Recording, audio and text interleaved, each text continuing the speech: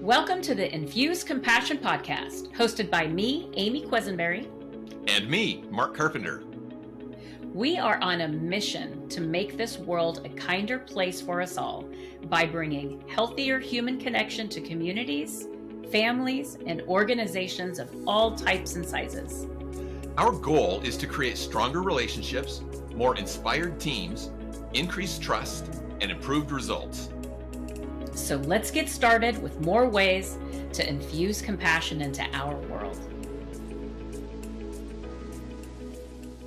Welcome, Compassionators, to the next episode of the Infuse Compassion Podcast. Amy and I are thrilled to be here with you today. We are actually going to have a follow-up on the conversation that we had with happiness expert Michelle McCullough. If you haven't listened to that episode, I highly recommend that you do it. There were information bombs coming out all over in that episode. Amy's nodding along here with me. It was such a fascinating conversation with Michelle. And so I want to just start off, Amy, with what stood out to you in that conversation with Michelle as we talked about the U.S. Happiness Report. Yeah, God, oh my God. Well, at one point I referred to Michelle as a powerhouse of brilliance, and it just absolutely true. What a powerhouse of information. And you know what, real quick, there, I believe, is at her website, Michelle, speaksmichelle.com. Is that right? SPEAK Michelle.com. Yeah. So when we're done with this podcast, go check it out because you're going to have a ton of research there. But like Mark said, it's going to be in the show notes as well. All right. So let me answer your question, Mark. Well, and actually, before you get to that, we keep interrupting each other back and forth on this. But just so you know, listeners, that information is free too. She's very generous with it.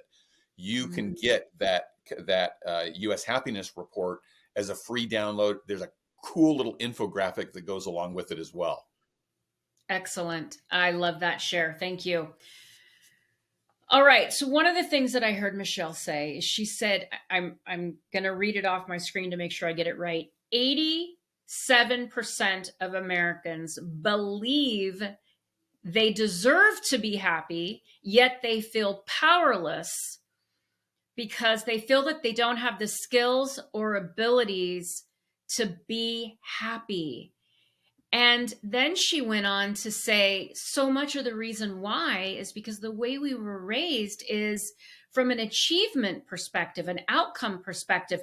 You're going to be happy when you get to your friend's house. You're going to be happy when you get into this house. You're going to be happy when you when you graduate. You're going to be happy when you get to this age. Some type of outcome based. And when it's really, instead of looking outward for happiness, we can go inward. And if we get in tune with what makes us happy, Mark, I mean, I loved that. Yeah. Stop going outside. Go inside. And I hear this over and over. We have the answers. You know? And there's an old phrase, you've probably heard it. Happiness is a journey, not a destination. And I think that describes how we get focused on destination as happiness instead of journey. We didn't get time to talk to Michelle about this, but you and I have talked about it offline, the difference between pleasure and happiness. That we often conflate those things. And I don't know if you have those formal definitions off the top of your head or there in front of you, but pleasure is a momentary thing that's usually external, whereas happiness is an internal feeling, an internal emotion that is more lasting. And we tend to focus on, I will be happy when I get this pleasure. I will be happy when I go on this vacation. I will be happy when I get this raise. I will be happy when this illness passes from me. But that's not what's going to make us happy. It may give us satisfaction. It may give us pleasure in the moment, but happiness is our choice. And I love the way that Michelle put it. She said, happiness is not a race, it's a mission. That's right. Happiness is not a race, it's a mission. I loved that statement. Yeah. Yeah. She had so many, like you said, just these incredible things that she had said.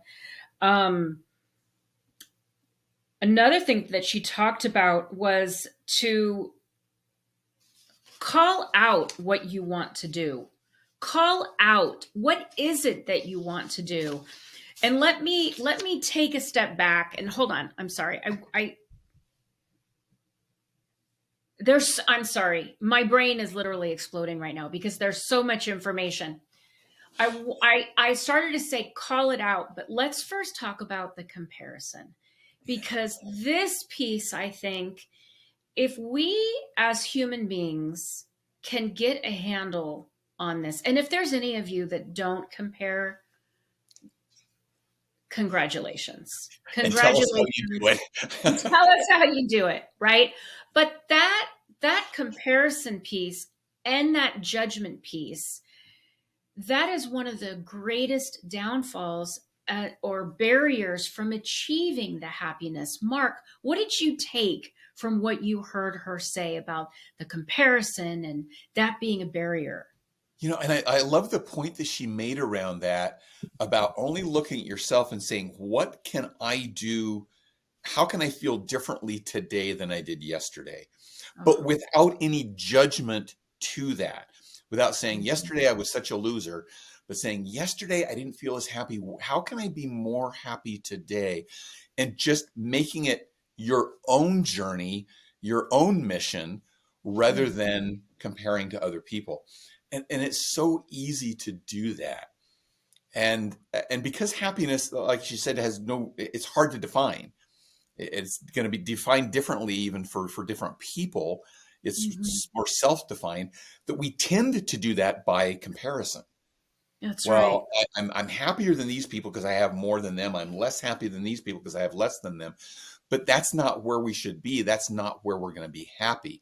Where we should be happy is on what journey or what destination we are taking along with ourselves, and how we are progressing. That's right.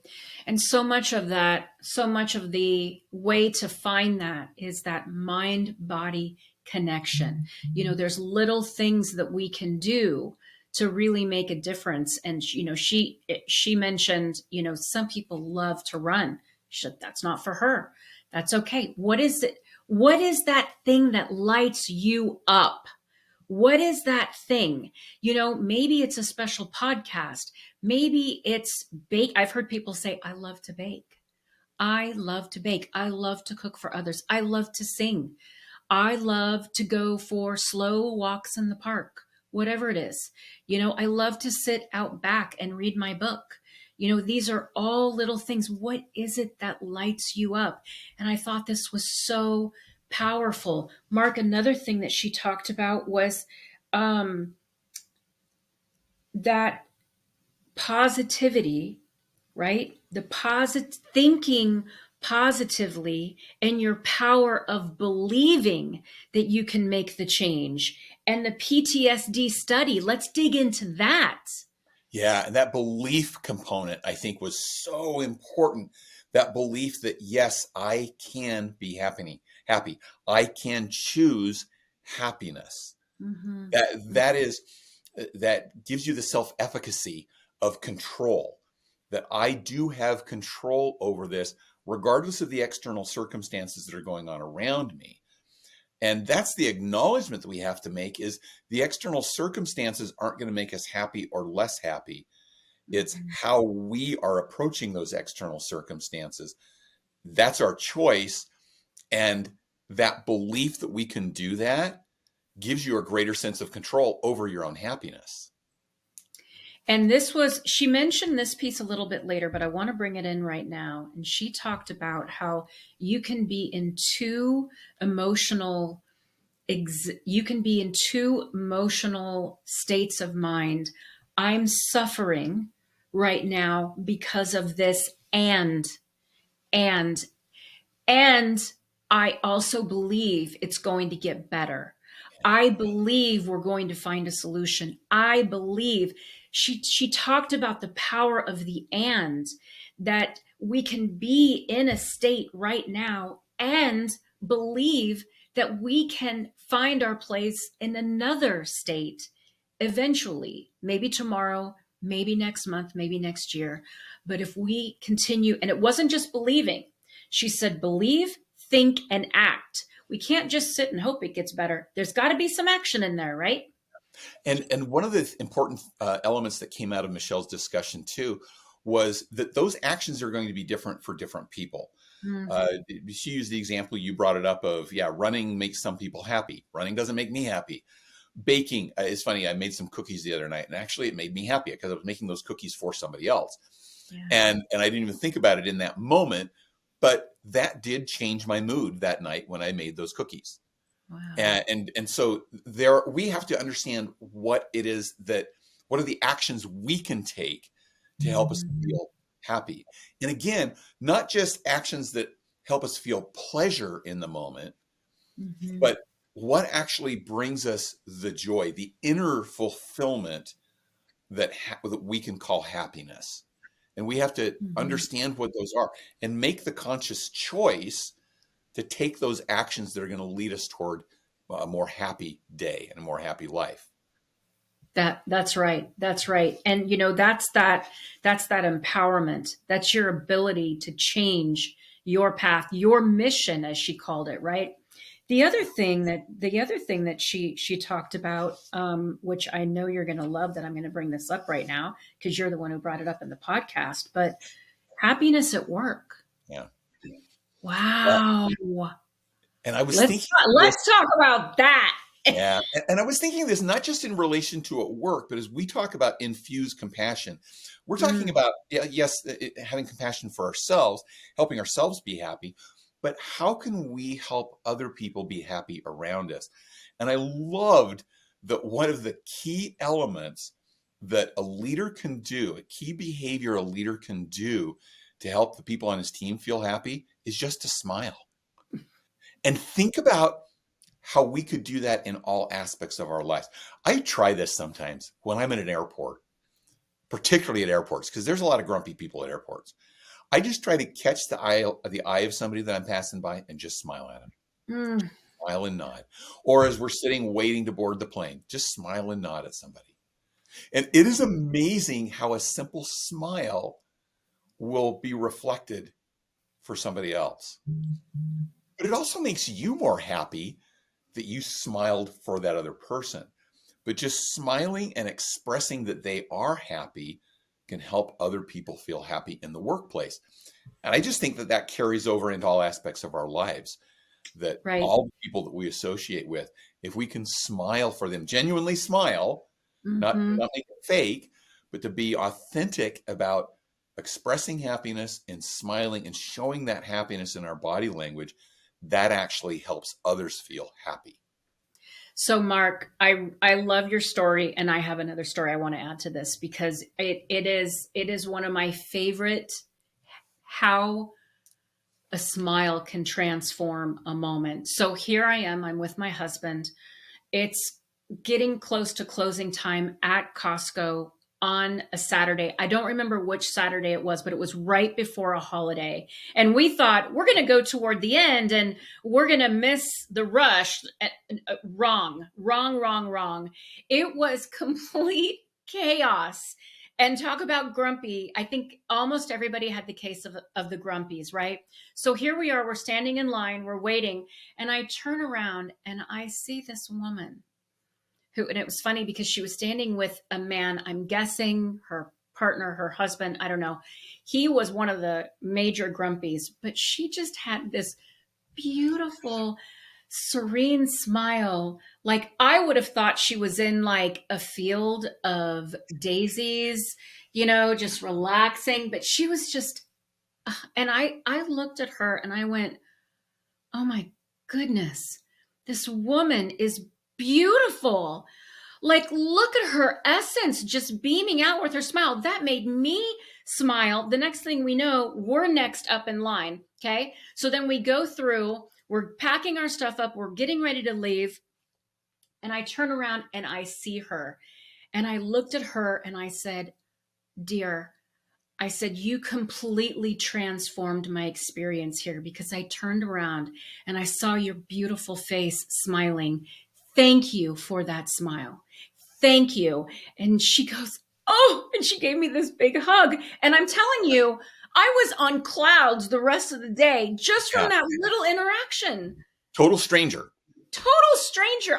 I'll Yeah. probably never see her again. If I do, I won't remember her. You Yeah. know, I mean, You, ah, you, you reminded me of an experience I had years ago.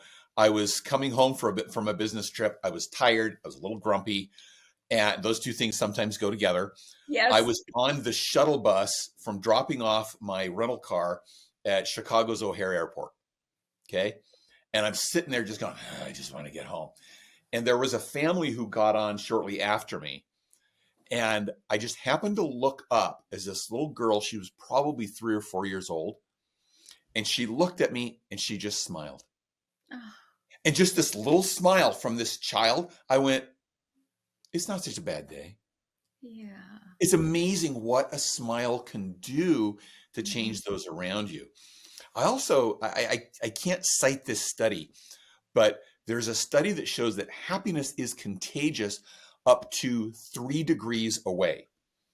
In other words, if I'm happy, not only are my friends happy, but the people that they interact with are happy, and the people they interact with are more happy.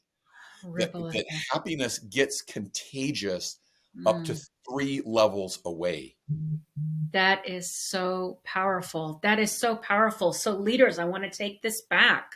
I want to take this back for all of you leaders out there that are thinking, how do I make a difference at my company?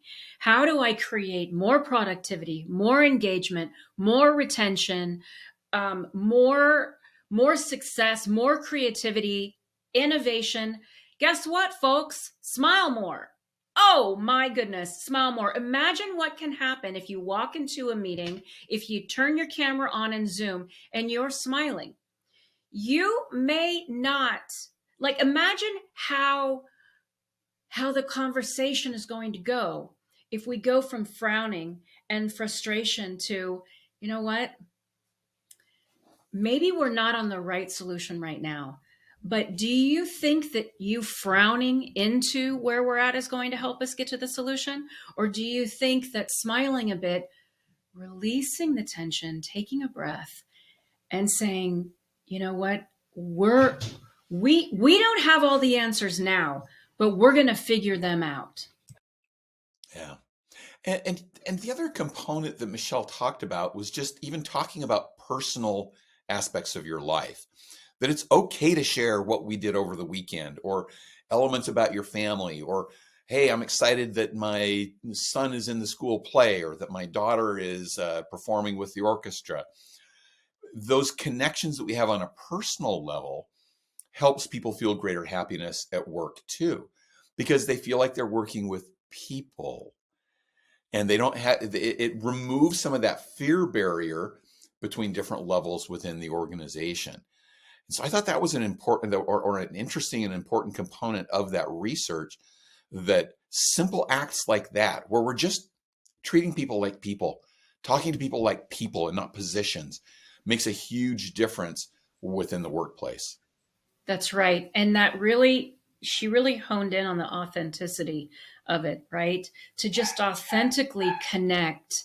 I'm sorry, my little girl, my little dog is barking right now. So I apologize if you can hear my little koala girl. I just Um, thought it was a perfect timing for that, since we were just talking about having personal connections, because now we all know that Amy has little dogs that she loves. that's right. That's right. Yes, my little koala and my little bit. The authenticity of, it's a Friday and you're walking around and you're talking to your team and you're saying, hey, what are you doing this weekend? This is what I'm doing. Let's talk about it. Let's share. And then I loved this. On Monday, you're following up again. Hey, you said you were going to go to your niece's birthday. How did that go? How was that? You know, um, wow, that's a connection. You are literally showing how important they are. I heard you. I see you. You matter. Oh my goodness, right?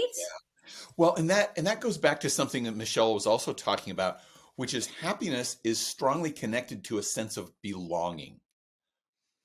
And I think that helps build that belonging. She made this great statement about focusing mostly on, do I belong with myself?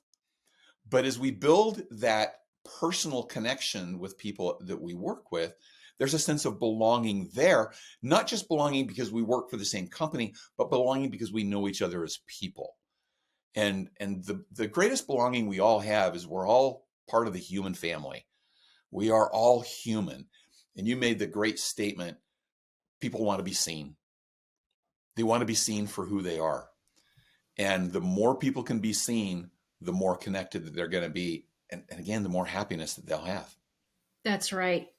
And in this, she said that in the studies that they've done, they've looked at the generations, and I loved this, that the adaptability.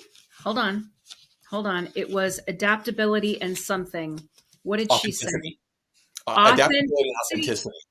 authenticity. Okay, authenticity and adaptability. Thank you. And yes, authenticity and adaptability and the willingness to be flexible. And how important the combination of that is, because we understand that, different generations are going to see things maybe in a different lens, but all the generations have value to bring. So let's listen to each other. Let's understand. I loved the I loved the synergy of that, Yeah. and the strength of the community, that it's okay that we don't see it the same way. It's Yeah. okay, right? Yeah. I'll tell you, here's one little tidbit that I pulled from the report and from the infographic that Michelle had that goes along with it. They asked the question, who wants to be happier? I'm going to ask you this. There was one generation that was significantly higher. 93% of that generation said they wanted to be happier. You want to guess which generation it was? So I'll give you the choices of baby boomers, Gen X, millennials, Gen Z. Baby boomers. It's Gen X. Gen X. Yeah, I thought that was really interesting. That Gen X, it was 93% of them felt like they wanted to be happier. That's huge. That's a huge number in that group. Now, I don't know. I Right? didn't get into the details of the report to see if there was any reasoning why behind that. But I Yeah. just thought it was interesting that group was so high. Wow. Wow. That is, and it's amazing when you get into data, it's amazing when you get into the data. Gosh, Mark, where do you want to take this next? Well, I wanted to wrap up with something that you said, Okay, which let's do it. I thought was just such a great moment. Even if you've listened to the last episode, I just think this is such a great moment to bring out again. You said happiness is our vitamin H. Oh, It's happiness is the vitamin that we all need to take on a daily basis. yeah. And we talk about, and I experience this a lot from doing work that's primarily indoors. It helps me so much just to get outside and get some vitamin D from the sun.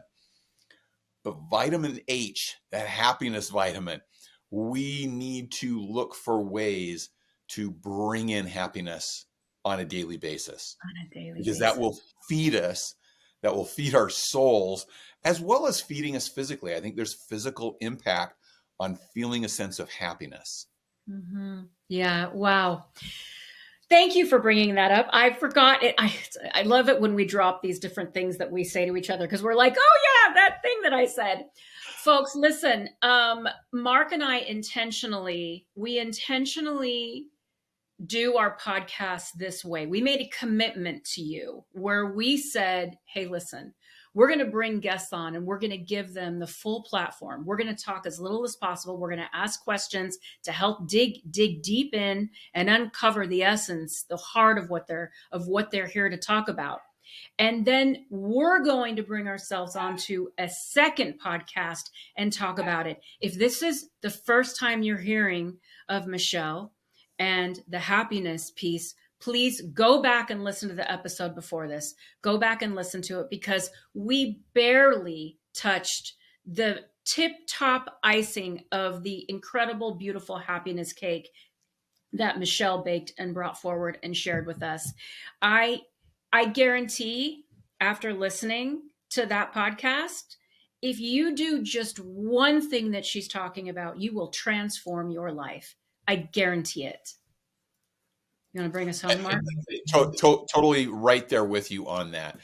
And we'll provide links in the show notes also for how to get to Michelle, how to get to this U.S. Happiness Report. Strongly encourage you to follow up, because even in the time that we had together today and the time we had last week with Michelle, there's much more I'm sure that you'll get out of that happiness report.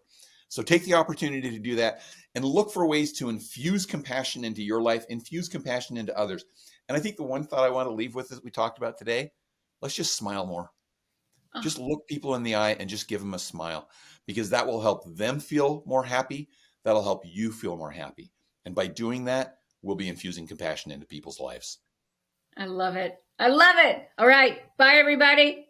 Thanks, Compassionators. Thank you for joining us for this episode of the Infuse Compassion podcast. If you enjoyed the conversation, please share a review and like the podcast so other Compassionators can join us.